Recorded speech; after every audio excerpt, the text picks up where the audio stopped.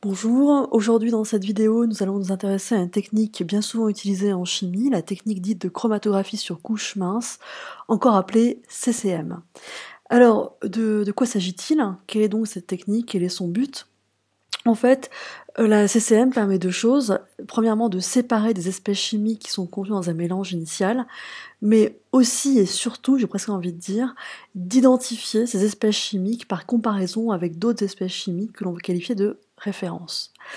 Alors, le matériel nécessaire pour faire une chromatographie sur couche mince est le suivant. Vous avez besoin d'un support qui peut être de différentes natures. Ça peut être un support papier, qu'on va appeler par exemple papier Whatman, mais ça pourrait être aussi un buvard, une feuille d'essuie-tout ou une plaque de silice. En fait, ça dépend un petit peu, le support dépend de la nature des espèces chimiques que l'on souhaite étudier. Alors par exemple, pour les colorants alimentaires ici, c'est un papier dit Whatman, et puis pour des espèces organiques, en général, on utilise des plaques dites plaques de silice. Donc on a besoin des espèces chimiques bien sûr à séparer, et donc d'un support qu'on va appeler la plaque à chromatographie, et c'est sur ce support que l'on va déposer les espèces chimiques que l'on souhaite, ou le mélange d'espèces chimiques que l'on souhaite étudier. Ce dépôt va se faire à l'aide de capillaires, et parfois quand on n'a pas de capillaires, on utilise des petits cure-dents qui ont été un petit peu, dont la pointe a été écrasée. Une fois que les dépôts auront été réalisés sur la plaque et chromatographie, on verra qu'il est nécessaire de tracer au crayon à papier une ligne ligne de dépôt. On placera cette plaque dans un récipient qui s'appelle une cuve à chromatographie. Donc en général, au laboratoire, c'est un bécher qui est plutôt assez haut, avec un verre de montre dessus, car on devra au préalable mettre un liquide dans cette cuve qui s'appelle un éluant, on verra son utilité plus tard, mais bien souvent, pour les espèces organiques, l'éluant, c'est souvent un mélange d'espèces chimiques ou une espèce chimique qui est un peu nocive et irritante et surtout très volatile. Donc c'est la raison pour laquelle on met un petit verre de montre sur la cuve à chromatographie, pour éviter que les vapeurs s'échappent dans la pièce. Donc ça c'est le matériel de base, j'ai envie de dire, et alors maintenant une fois qu'on a tous les acteurs principaux à portée de la main, eh bien il reste plus qu'à opérer par étapes. Première étape, donc on trace en bas de la plaque à chromatographie un trait, on le trace délicatement, sans appuyer avec le crayon, en particulier si on a affaire à une plaque de silice. La plaque de silice c'est en fait un sable qui a été finement broyé, la silice, et qui a été collé sur un support en aluminium. Et si vous tracez un trait en appuyant fortement avec le crayon à papier, vous risquez d'arracher la silice, et donc ça, la chromatographie, on verra par la suite, ne pourra pas s'opérer. Donc on trace délicatement une ligne qui va être appelée une ligne de dépôt, et c'est sur cette ligne qu'on va déposer les espèces chimiques de référence, et donc aussi le mélange d'espèces chimiques qu'on souhaite étudier, ou l'espèce chimique que l'on souhaite étudier. En fait, l'idée c'est de faire autant de repères qu'il y a de dépôts à faire, et vous nommez ces repères. Par exemple, repère 1, repère 2, et puis vous devez vous mettre d'accord que le repère 1, c'est par exemple telle espèce référente, ou alors telle espèce à étudier. On fait des dépôts les plus petits possibles, là ils sont déjà ils sont même gros sur la photo, donc on fait des dépôts assez petits, et très rapidement, en parallèle, en général, le binôme prépare ce qu'on appelle la cuve. Ça consiste à mettre dans la cuve un liquide qui est donc appelé éluant. La nature de l'éluant varie en fonction des espèces chimiques que l'on souhaite étudier. Donc ça peut être de l'eau salée, typiquement pour les colorants alimentaires, mais ça peut être aussi un mélange de solvants organiques en général. Donc ça, vous n'avez pas besoin de vous occuper de ça. En général, on vous dit exactement qu'est-ce qu'il faut choisir comme éluant. Donc en revanche, la contrainte qui est très importante, c'est de vérifier que la surface libre de l'éluant soit en dessous de la ligne de dépôt. Je m'explique, si vous avez fait une ligne de dépôt par exemple à 1 cm du bord inférieur de la plaque à chromatographie, il faut que la profondeur des luants soit inférieure à 1 cm. En effet, sinon, quand on va placer la plaque dans la cuve, si la ligne de dépôt est en dessous de la surface du liquide, eh bien vos espèces vont se diluer et ne montreront pas par capillarité, comme on commence à le voir ici.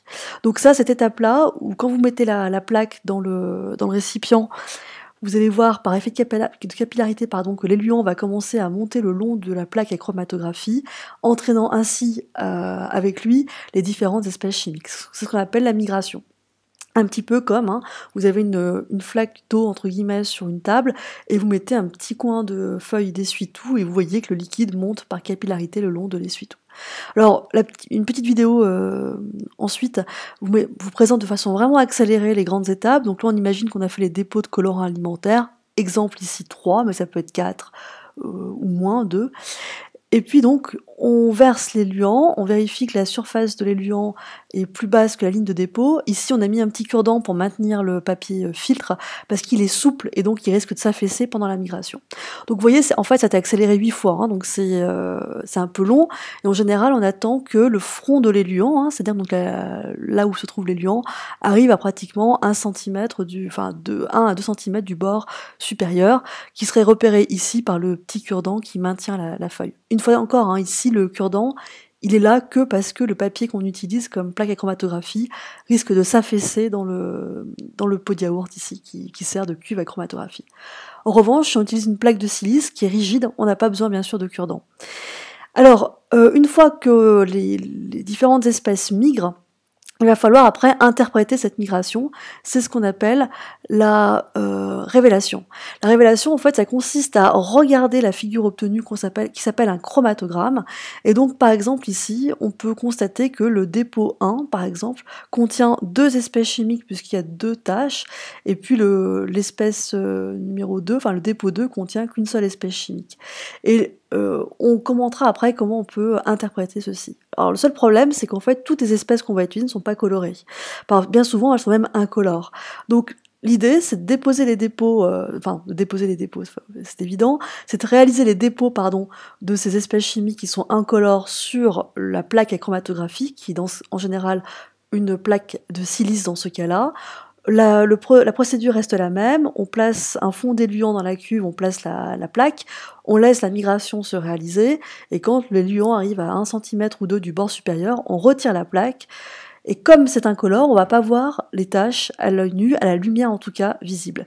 Il est nécessaire de révéler, c'est donc on dit, la plaque par une autre lumière. En général, c'est une lumière ultraviolette. Donc ici, par exemple, une plaque éclairée en lumière ultraviolette, on voit une tache grise.